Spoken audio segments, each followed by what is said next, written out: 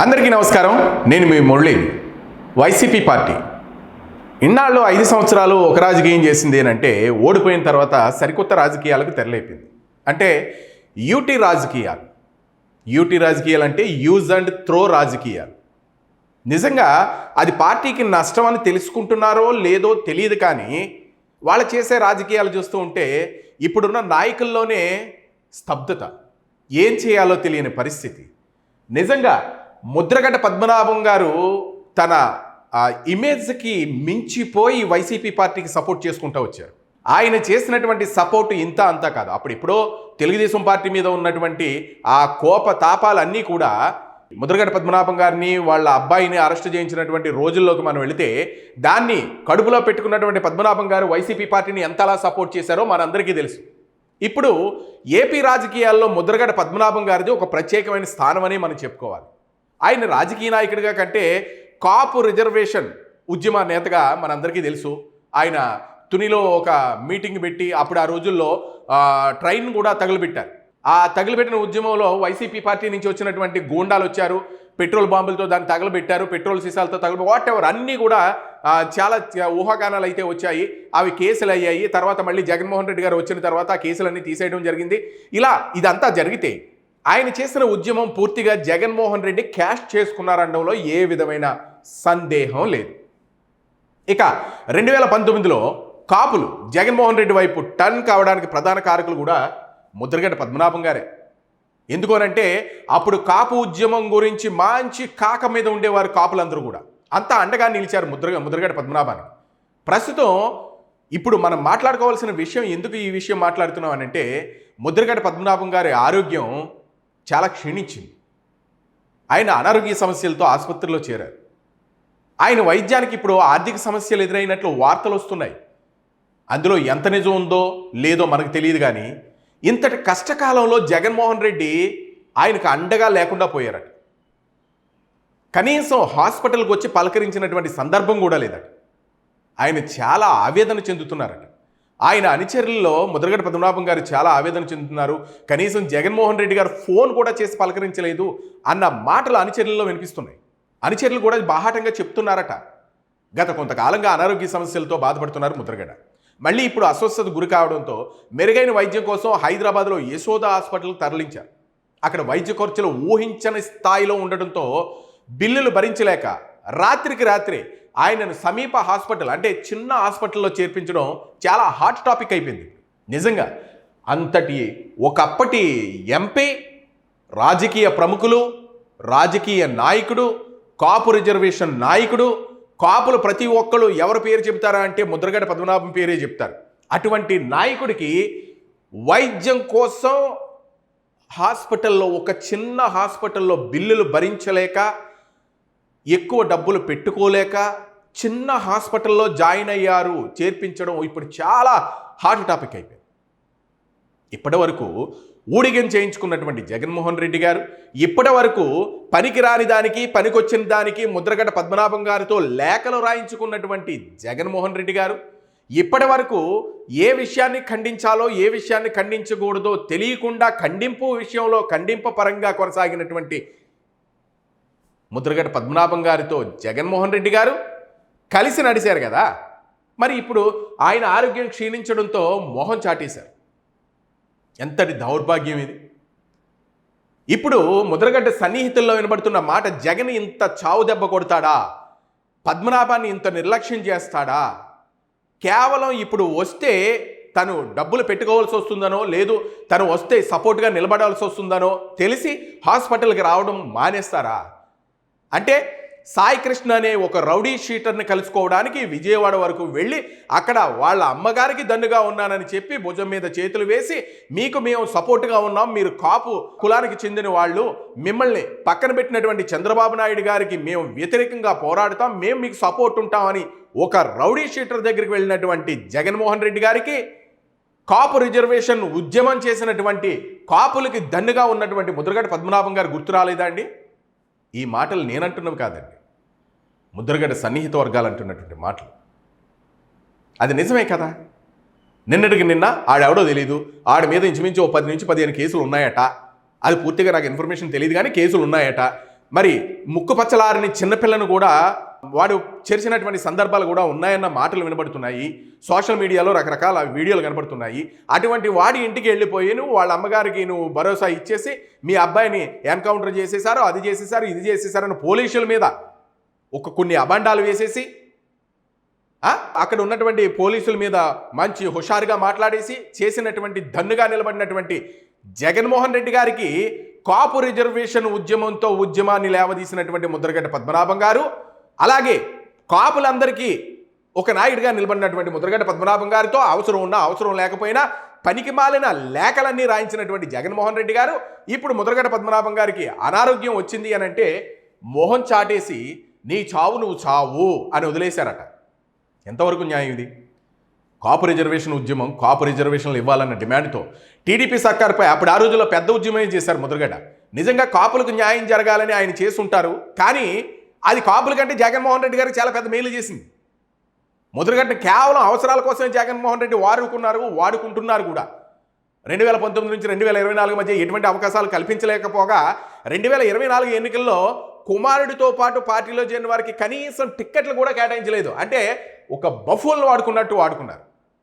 ఇప్పుడు ఆయన వైద్యానికి కనీసం భరోసా ఇవ్వకపోగా ముద్రగడ్డ ఎలా ఉంది ఆరోగ్యం అని కనీసం ఫోన్ కూడా చేయలేదట.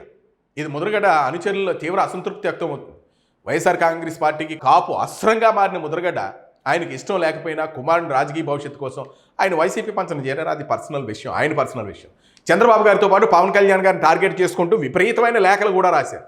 చివరకు ఆయన అనారోగ్యం ఉన్న వీడియో, అంటే ఆయన నేను ఆరోగ్యం బాగోలేదంటే అనారోగ్యంగా ఉన్నాను అని చెప్పినా కూడా ఆయనతో బలవంతంగా వీడియో బైట్స్ కూడా విడుదల చేయించారు. దీని వెనక వైఎస్ఆర్సీపీ కాంగ్రెస్ పార్టీ వ్యూహకర్తలు ఉన్నారన్నది బహిరంగ రహస్యం కూడా. మరి సాయి కృష్ణ రౌడీ షీటర్ ఎవరైతే ఉన్నారో అతను ఉదంతం ఇంకా తెర మీదకి తీసుకుని వచ్చేసి ఆయన్ని ఎన్కౌంటర్ చేసేసారని వాళ్ళ అమ్మగారికి భరోసా ఇచ్చేసి మీరు కాపులకు అన్యాయం జరుగుతుందని చెప్పేసినటువంటి జగన్మోహన్ రెడ్డి కాపు నాయకుడికి వైద్యం చేయించడానికి కనీసం హాస్పిటల్కి వెళ్ళకపోగా ఫోన్ కూడా లేదట. చూసారా? మరి హైదరాబాద్ ఆసుపత్రులకి తరలించినటువంటి ముద్రగడ్డ గారు ఆ కార్పొరేట్ ఆసుపత్రుల్లో వైద్యం ఖర్చులకి భారీగా డబ్బులు అయిపోతున్నాయని మరో చిన్న హాస్పిటల్కి మార్చక తప్పలేదట. మరి ఈ విషయంలో సాయం పొందేందుకు ఆయన కుటుంబ సభ్యులు కానీ అత్యంత సన్నిహితులు కానీ జగన్మోహన్ రెడ్డి గారిని ఆశ్రయించినట్లు కూడా తెలుస్తుంది. అయ్యా మా ఇలాగ అనారోగ్యం పాలయ్యారండి అని. కానీ ఎటువంటి సాయం కూడా అందించకపోగా మరి సరే అన్న సుముఖత కూడా రాలేదన్న ప్రచారం జరుగుతుంది జగన్మోహన్ రెడ్డి గారి దగ్గర. ఇక ఆర్థిక భరోసా రాకపోవడంపై ముద్రగడ్డ అనుచరులు అయితే చాలా తీవ్రమైన ఆవేదన వ్యక్తం చేస్తున్నారు. మరి పార్టీలో ముద్రగడ్డని ఒంటరి చేయడం బాగుండదు అని గోదావరి జిల్లాలకు చెందినటువంటి కాపు నాయకులు కానివ్వండి, పార్టీ శ్రేణుల నాయకులు కానివ్వండి, కాపు సామాజిక వర్గం వారు కానీ ఆవేదన వ్యక్తం చేస్తున్నారు. ఏం చేస్తారో నిండా మునిగిపోయిన తర్వాత ఇంక మళ్ళీ అందుకోవడానికి ఒక తాడు కూడా లేదు. ఇప్పటి వరకు లేఖలు రాస్తూ మరి విపరీతమైన దాన్నేంటి పార్టీ రంగు పులుముకుని వైసీపీ పార్టీ రంగు పులుముకున్నటువంటి ముద్రగడ్డ పద్మనాభం గారికి చావు దెబ్బ కొట్టారు జగన్మోహన్ రెడ్డి. మరి పవన్ కళ్యాణ్పై ఎగదోసేసి, అంటే పవన్ కళ్యాణ్ ఏదైనా ఒక ప్రెస్ మీట్ పెట్టగానే వెంటనే ముద్రగడ్డ పద్మనాభం గారు ఓ లేఖ ఒకటి పట్టుకుని తెర మీదకి వచ్చేసి ఓడి అతను ఈయన గారు చెప్పిన మాటలకి. పాపం ఇప్పుడు ఏమైంది? పవన్ కళ్యాణ్పై ఎగదోసేసి చలిమంటలు కాసేసుకున్న జగన్మోహన్ రెడ్డి ఇప్పుడు పట్టించుకోకుండా పక్కకు వచ్చేసి కూర్చున్నారు. ఆయన హాస్పిటల్లో నాకు అనారోగ్యం పాలైంది దేవుడు, నన్ను పట్టించుకునే వాళ్ళు ఎవరున్నారు అని అతను హాస్పిటల్ చుట్టూ తిరుగుతున్నారట. కానీ ముద్రగడ్డని ఇంత సింపుల్గా పక్కన పెట్టడానికి కూడా రీజన్ ఉంది. కాపు సామాజిక వర్గం నేతలను ఏకతాటి మీదకి తీసుకొచ్చే బాధ్యతను ఇప్పుడు తోట త్రిమూర్తులు గారికి జగన్ అప్పగించినట్లు వార్తలు వస్తున్నాయి. మరి అందులో ఎంతవరకు నిజం ఉందో మనకు తెలియదు. కానీ ఇంతలోనే ఇప్పుడు ముద్రగడ్డ అనారోగ్యానికి గురయ్యారు. ఇంకా మనకు అతని పని ఉందో తీసి పక్కన పెట్టవయ్యా, త్రిమూర్తులు మీరు చూసుకోండి అయ్యా అని ఉంటారు. మరి ముద్రగడ్డ పద్మనాభం గారు అవసరం ఏముంటుంది? అందుకని పక్కన పెట్టేసినట్లు అర్థమవుతుంది. కనీసం ముద్రగడ్డను పరామర్శించకుండా కనిపించకుండా పోయిన రౌడీ షీటర్ గాదే సాయి కృష్ణ కేసుకి సంబంధించి విజయవాడ వెళ్ళిపోయి అక్కడ మొత్తం ఇంచుమించుగా పోలీసు వ్యవస్థ కూడా 3 బృందాలుగా కృష్ణలం కానివ్వండి, రాణివారి తోట కానివ్వండి, మార్కాపురం కానివ్వండి వంటి ప్రాంతాల పరిశీలన కూడా జరుపుతున్నారు. అలాగే ఇప్పుడు సాయి కృష్ణ స్నేహితులను కూడా విచారిస్తుంది, సీసీ ఫుటేజ్లు సేకరిస్తుంది. సాయి కృష్ణ వాళ్ళ మాతృమూర్తి గారు వాంగ్మూలాన్ని సేకరించారు పోలీస్ డిపార్ట్మెంటు.